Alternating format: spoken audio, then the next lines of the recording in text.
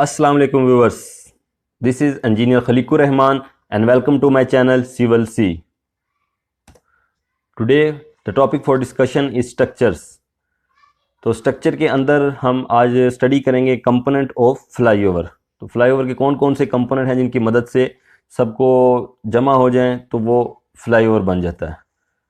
तो हम इन कंपोनेंट्स के बारे में वन बाय वन डिस्कस करेंगे।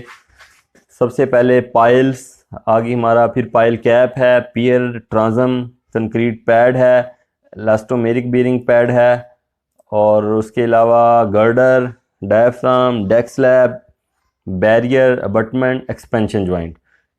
दीज आर द कंपोनेंट्स जो मिलके हमारा एक स्ट्रक्चर बना देंगे और जिसे हम कहेंगे फ्लाईओवर। तो हर एक कंपोनेंट को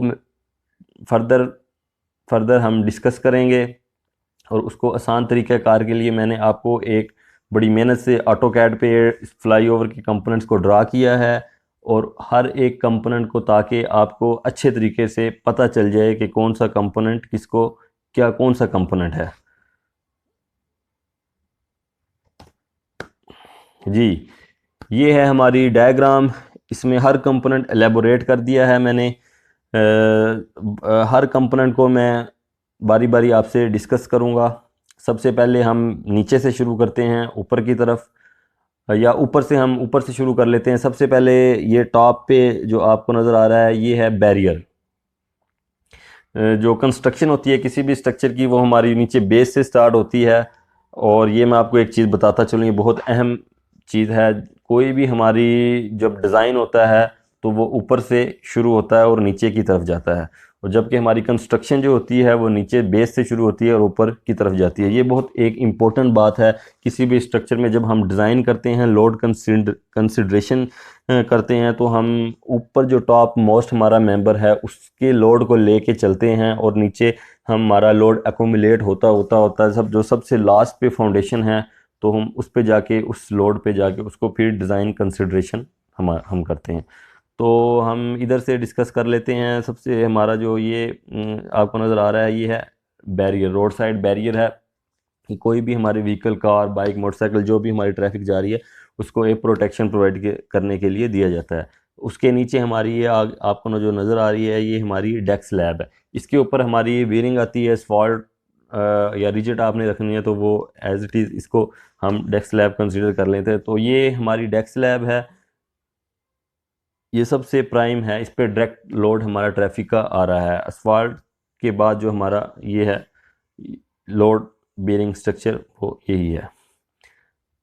तो डेक स्लैब पे जितना भी हमारा लोड है पर स्क्वायर फुट जो है हमारा सेंटर टू सेंटर जो हमारा है स्पैन के अंदर, एक स्लैब के अंदर जो ट्रांसफ़र होगा वो सारा आ जाएगा एक गर्डर पे।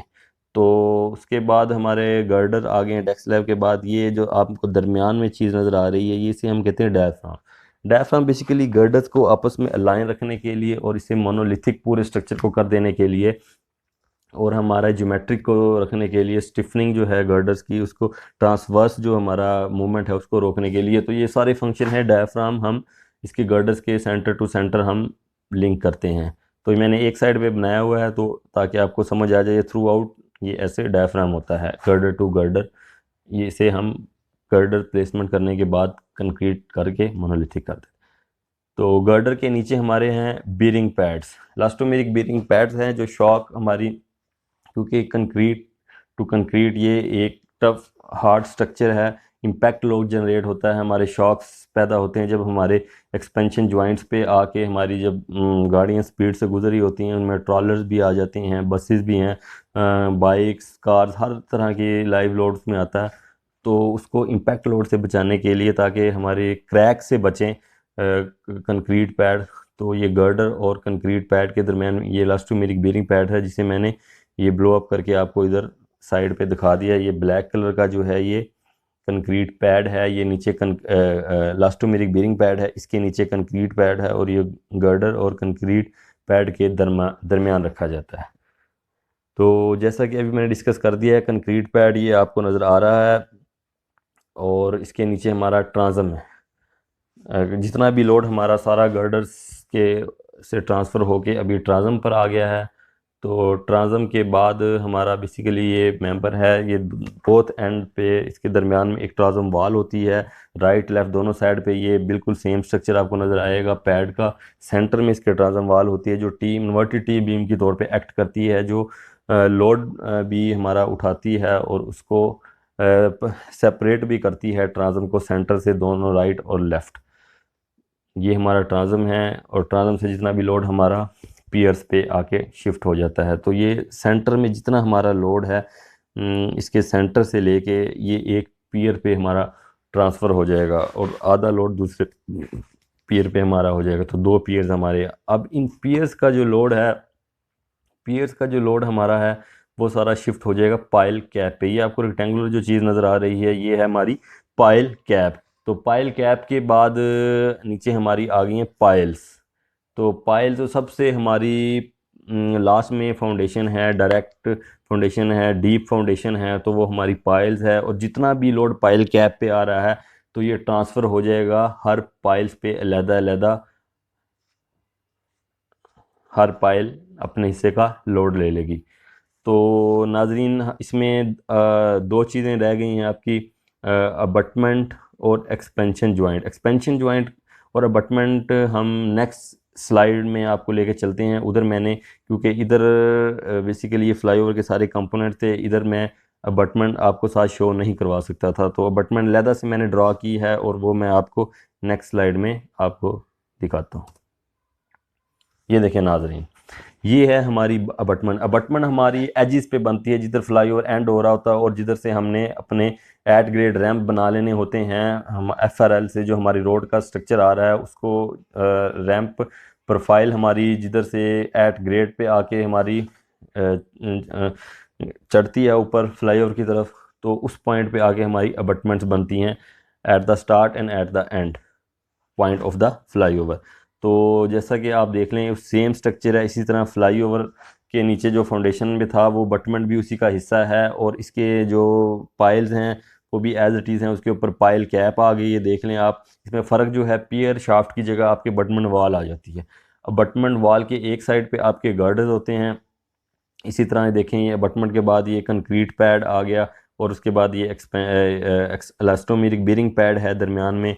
इसी तरह इसके ऊपर गर्डर रख दिया गया। ये एक साइड पे गर्डर आ गया, दूसरी तरफ विंग वॉल आ जाती है। जैसा कि आप ये देख रहे हैं, ये विंग वॉल है, विंग वॉल है। और इधर गर्डर के ऊपर हमारी आ गई डेक स्लैब, जो आपको गर्डर के ऊपर ये नज़र आ रही है डेक स्लैब है। ये कंटिन्यू जैसे आगे ट्रांसम और पियर शाफ्ट जो हमारा उधर उसके साथ जाके मैचअप हो जाएगी।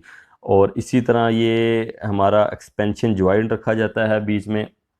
जब गर्मी और सर्दी का मौसम आता है तो स्ट्रक्चर्स में तब्दीली रूनुमा होती है, एक्सपेंशन एंड कॉन्ट्रैक्शन, तो उसको ऑब्ज़र्व करने के लिए इधर एक्सपेंशन जॉइंट्स रखे जाते हैं। तो ये आपको जो डॉटेड चीज़ नज़र आ रही है एक्सपेंशन जॉइंट, तो ये बैरियर है आपको जो नज़र आ रहा है, ये सारा बैरियर चल रहा है। और ये रिटेनिंग वॉल है, विंग वॉल के साथ ही रिटेनिंग वॉल है। ये बेसिकली इधर हमारा फिल आ जाएगा सारा, क्योंकि हमने इस प्रोफाइल को मैच करना है इस ग्रेड के साथ स्लोप में। तो इसके साथ ही हमारी रिटेनिंग वॉल है, रिटेन करती है, इसके अंदर सारा मटेरियल हम फिल करते हैं, इसकी फिलिंग होती है और उसके बाद इधर ये इस ग्रेड के साथ मैच हो जाती है। तो जहाँ नाज़रीन ये जो आप जो देख रहे हैं ये है approach slab. Approach slab basically आपकी विंग वॉल के ऊपर आती है। ये भी रिजिड कंक्रीट स्ट्रक्चर है।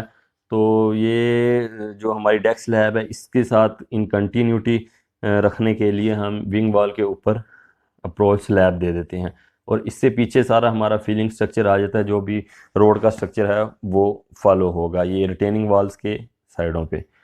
तो नाजरीन ये थी आज की वीडियो। उम्मीद है कि आपको ये समझ आ गई होगी चीज़ें और हम इसी तरह की इंफॉर्मेटिव वीडियोस लेकर हम फिर हाज़िर होंगे। नेक्स्ट वीडियो में मैं आपको इंशाल्लाह ब्रिज और अंडरपास है उसकी कंपोनेंट्स इसी तरह आपको समझाऊंगा। तो बहुत सारा शुक्रिया आपका वीडियो देखने के लिए। तो अगर आपको हमारी इसी वीडियो अच्छी लगे तो हमारे चैनल को सब्सक्राइब ज़रूर कीजिएगा। तब तक के लिए अल्लाह हाफिज़।